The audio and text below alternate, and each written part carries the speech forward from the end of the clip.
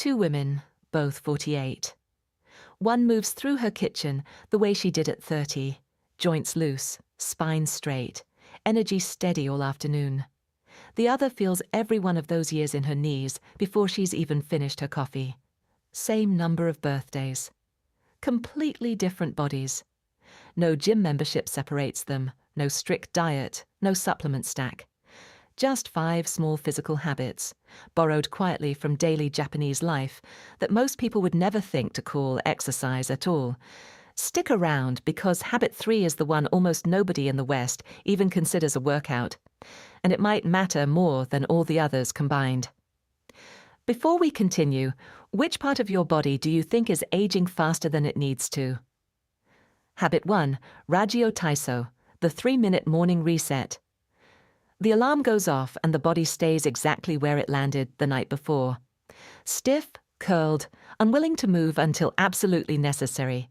Most mornings start this way, joints locked in place for hours, before the first real movement of the day even happens. In Japan, entire towns start differently. A short, simple stretching sequence, called Rajio Taiso, plays over loudspeakers in parks and school courtyards each morning. Arm circles, gentle twists, light bends, done standing, done together, done in, under 3 minutes. Nothing about it looks like exercise. That's exactly why it works. The joints get signaled awake gradually instead of shocked into motion, and inflammation that builds overnight gets flushed out before it has a real chance to settle in. Try this before checking a single notification tomorrow. 3 minutes, arms reaching overhead, spine twisting side to side. That's the whole habit. Waking the body up matters.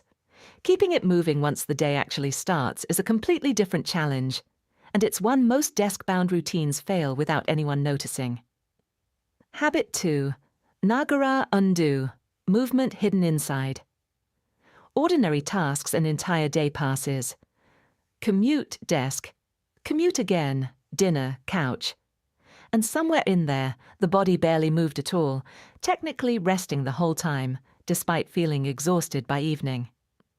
The Japanese concept of Nagara Undo rejects the idea that movement needs its own separate block of time entirely. It means moving while doing something else. Calf raises while brushing teeth, easy squats while the kettle boils, a straighter spine simply while standing at the sink. None of it requires changing clothes or blocking out an hour. Muscles built this way, in tiny repeated doses throughout the day, age far slower than muscles used once a week in a single intense burst. Pick one daily task already happening today, waiting for coffee, brushing teeth, and add 10 seconds of light movement to it, nothing more. Movement scattered through the day protects the muscles. What happens to the joints themselves, though, depends on something almost nobody in the West still practices. Habit 3, Yuka Seikatsu, living closer to the floor. Furniture does most of the lowering and lifting for a Western body.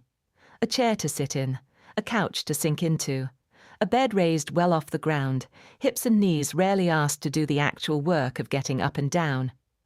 In many Japanese homes, floor-level living stays the norm. Cushions instead of chairs, low tables, futons instead of raised beds. Getting up from the floor without using the hands, dozens of times a day, without anyone calling it a workout, quietly trains hip mobility and core strength that most gym routines actually struggle to target directly. The joints that get used this way, often and without strain, tend to stay looser for decades longer than joints that only ever bend at a 90-degree angle in a chair. Tonight, sit on the floor for even 10 minutes. Reading, scrolling, doesn't matter. And stand back up without pushing off with your hands. Strong joints move the body well. Getting the body from one place to another, though, is where Habit 4 rewrites everything from a different angle. Habit 4, Aruku Bunka, walking as transportation, not exercise. A car pulls out of the driveway for a trip 5 minutes away on foot. An elevator gets called for a single flight of stairs, and somewhere along the way, walking stopped being transportation and became something reserved for a treadmill after work, if it happens at all. In much of Japan, walking never left daily life in the first place. Trains get walked to. Groceries get carried home on foot. Stairs happen dozens of times a day without a second thought, not as a workout, but simply as how a day unfolds. This kind of walking and frequent low intensity, spread across the entire day, protects cardiovascular health and joint mobility in a way a single sweaty session rarely matches, because the body never goes long enough without movement to start stiffening up again. Leave the car keys exactly where they are today and walk one errand you'd normally drive. Walking protects the whole body from the outside in. Habit 5 works from a slightly different direction, through warmth, stillness, and the skin itself. Habit 5, Onsen Bunka, the ritual of deliberate warmth. A quick shower, rushed and functional, water barely warm enough to rinse off the day before moving on to the next thing. That's most evenings for most people. In Japan, bathing often means something else entirely. A slow soak in genuinely hot water, sometimes at a communal onsen, sometimes just at home, treated as its own unhurried event rather than a task to finish quickly. That sustained heat does something a fast shower simply can't.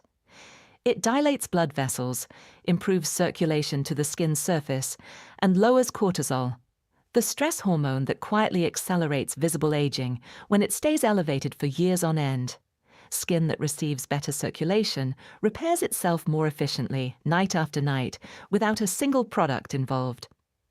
Tonight, let the shower run 2 minutes longer and hotter than usual. No phone nearby, no rushing, just heat and stillness. Warmth calms the body from the outside. What actually ties all 5 habits together, though, is something no single one of them can do alone. And that's really what separates 2 people of the exact same age. Not genetics, not luck. Just 5 small physical habits, repeated so often, they stopped feeling like effort at all. Here's the part worth sitting with. The hardest habit on this list probably isn't the walking or even the morning stretch. It's slowing down long enough for a real soak instead of a rushed shower, because rest is the one thing almost nobody protects on a busy day. That single shift in how the body recovers is often what decides whether it ages gradually or all at once. If you're wondering which of these 5 habits would make the biggest difference in your own body starting tomorrow, there's one video that walks you through exactly how to build it in.